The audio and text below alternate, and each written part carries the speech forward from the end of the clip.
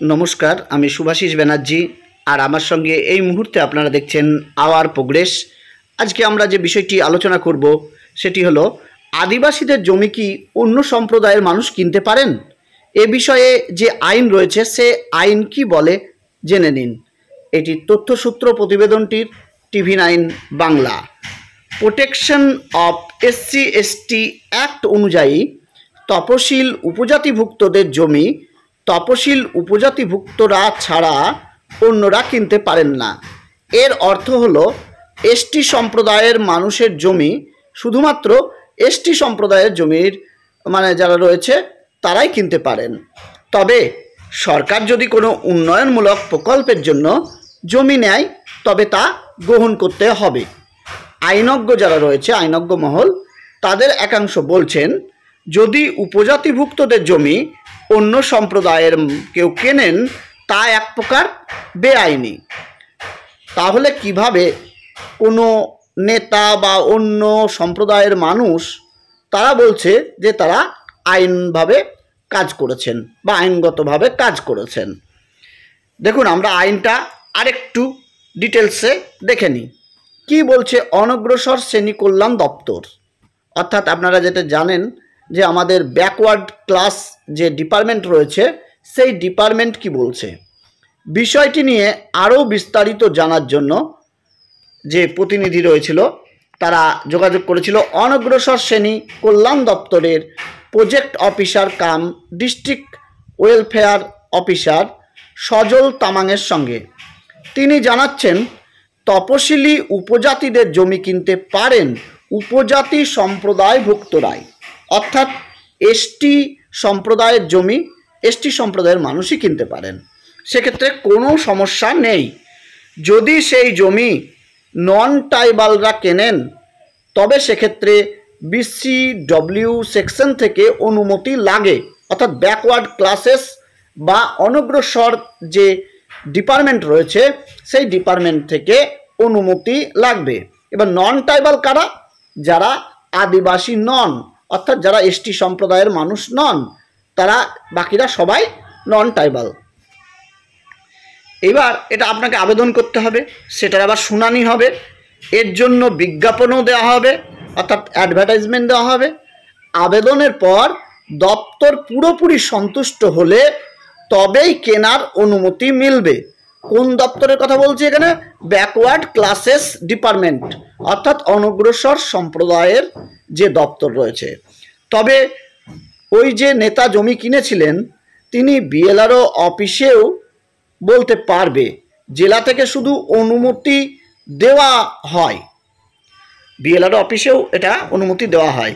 কি বলছে ভূমি সংস্কার দপ্তর? গ্রামবাসীদের এই ক্ষোভের বিষয়টি নিয়ে যোগাযোগ করা হয়েছিল BLRO 1 অপর্ণা মণ্ডলের সঙ্গেও। তিনি অবশ্য জানাচ্ছেন, কোথাও বলা নেই তপশিলি উপজাতিদের জমি অন্যরা কিনতে পারেন না। আইনের চ্যাপ্টার 2 অনুযায়ী সেই অনুমতির জায়গা আছে। BLROকে পাতলাখাওয়ার গ্রামবাসীদের ক্ষোভের কথা জানাতে তিনি বলেন, এমন কোনো অভিযোগ আমার কাছে আসেনি, তবে আদিবাসীদের জমি অন্যরা কিনতে পারেন না এমন তো কথা নেই। আইনের চ্যাপ্টার 2 এমন একটি জায়গার কথা উল্লেখ রয়েছে, তবে যদি আগামীতে তার কাছে এমন কোনো বিষয়ে কোনো অভিযোগ আসে তিনি তা খতিয়ে দেখবেন বলে আশ্বাস দিয়েছেন। তাহলে দেখুন, এখানে আমরা BDO সাহেবার কথা শুনে বুঝতে পারলাম যে যারা এসটি সম্প্রদায়ের মানুষ নন, অর্থাৎ যারা নন ট্রাইবাল, তারাও ট্রাইবালদের জমি কিনতে পারে।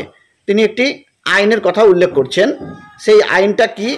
সেই আইনটা বলছে চ্যাপ্টার 2 আছে সেই বিষয়টা। তাহলে আমরা সেই আইনের চ্যাপ্টার 2 একবার দেখে নেব যে কি বলছে সেখানে। যেখানে BDO সাহেবা বললেন এই আইনে উল্লেখ রয়েছে চ্যাপ্টার 2 কথা। কি রয়েছে সেখানে? পশ্চিমবঙ্গ ভূমি সংস্কার আইন 1955 চ্যাপ্টার 2 অনুযায়ী আদিবাসী বা উপজাতি সম্প্রদায়ভুক্তদের জমি কেনা সংক্রান্ত ব্যতিক্রমের কথা উল্লেখ রয়েছে। অর্থাৎ ব্যতিক্রম বলতে এটা কিন্তু আপনারা বুঝতে পারছেন, সেখানে 14 B ধারায় উল্লেখ রয়েছে যদি উপজাতি সম্প্রদায়ভুক্ত কোনো ব্যক্তির জমি অন্য সম্প্রদায়ের কেউ কিনতে চান তাহলে রেভিনিউ অফিসারের অনুমতি প্রয়োজন। তাহলে রেভিনিউ অফিসার কে সেটা আপনারা জানেন, বিএলআরও। যদি ওই জমি এলাকার ও সম্প্রদায়ের কোনো উন্নয়নের কাজে ব্যবহার করা হয় তাহলেই এই ব্যতিক্রম হতে পারে। তাহলে এলাকার উন্নয়নের কোনো কাজে ব্যবহার করা যাচ্ছে তাহলে এই ব্যতিক্রমটা হতে পারে। এই ব্যতিক্রম কি? যে নন ট্রাইবালরা এই জমিটা কিনতে পারে।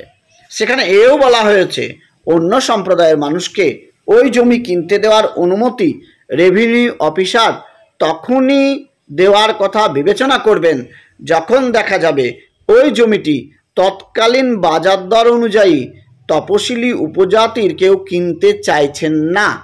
তাহলে কিন্তু ওই জমিটা কেনার প্রথম অধিকার যারা এসটি সম্প্রদায়ের মানুষ অর্থাৎ আদিবাসী মানুষ অর্থাৎ তপশিলি উপজাতিভুক্ত মানুষ তারা প্রথম কেনার অধিকার পাবে, কিন্তু বাজার দর অনুযায়ী সে কিনতে পাচ্ছেন না বা চাইছেন না।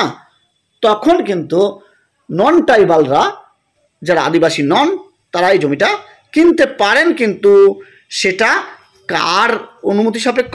বিএলআর অনুমতি সাপেক্ষ। আর ব্যাকওয়ার্ড ক্লাসের কাছ থেকে তাকে একটা অনুমতি লাগবে। এবার আমরা এখানে দেখে নিই যে সেকশনটা বলছিল বিডিও সাহেবা 14 বিটা দেখে নিই। ট্রাইবালস ইন চ্যাপ্টার 2A, মানে উনি 2 ধারা বলছিলেন। 2A of West Bengal land reforms act 1955। এখানে দেখেন section 14B, any transfer by a Rayato belonging to scheduled tribe of his holding or part thereof shall be void unless it is permitted। মানে এখানে revenue officer যিনি রয়েছেন উনি কিন্তু তার জারডিকশনে এইটা উনি দিতে পারেন, কিন্তু মনে রাখবেন তার রেকর্ডে 14C ধারা প্রযোজ্য থাকবে। 14C ধারা প্রযোজ্য বলতে গেলে যে বাজার দর অনুযায়ী তপশিলিভুক্ত মানে মানুষকে প্রথম, তপশিলি উপজাতিভুক্ত মানুষকে অর্থাৎ এসটি সম্প্রদায়ের মানুষকে প্রথম এখানে কেনার অধিকার দেওয়া হয়েছিল, কিন্তু তারা কেউ কিনতে পারেননি বা কেউ কিনতে চাননি। তখন রেভিনিউ অফিসার নন ট্রাইবালকে সেই জমি কেনার অধিকার দিয়েছেন অর্থাৎ অনুমতি দিয়েছেন। সেই সব জমিতে 14C ধারা প্রযোজ্য কথাটা লেখা থাকবে। তাই আপনার যখনই এরকম জমি থাকবে রেকর্ডের মন্তব্যের ঘরে 14C ধারা প্রযোজ্য এই কথাটা লেখা আছে কি নেই সেটা দেখে নেবেন। তার মানে কি? তার মানে হলো এই ধরনের জমি বিএলআরও অনুমতি দিয়েছিলেন কেনার জন্য, তাই কিনতে পেরেছেন এটা।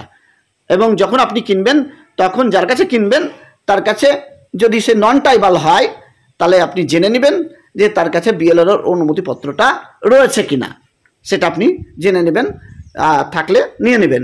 আর এইসব জমি কেনার আগে একবার বিএলআরওর অনুমতি নিয়ে নেবেন। যাই হোক, ধন্যবাদ ভিডিওটি দেখার জন্য। এখানে আরও সেকশন রয়েছে, সেগুলো আপনারা দেখে নিতে পারেন। এখানে অনেক সেকশন রয়েছে, 14D, 14E, 14F, 14FF, 14I, এগুলো আপনারা এখানে দেখে নিতে পারেন। ধন্যবাদ ভিডিওটি দেখার জন্য। আমি শুভাশিস ব্যানার্জি আজকের মতো বিদায় নিচ্ছি। আবার পরবর্তী ভিডিওতে খুব শীঘ্রই আপনাদের সঙ্গে দেখা হবে।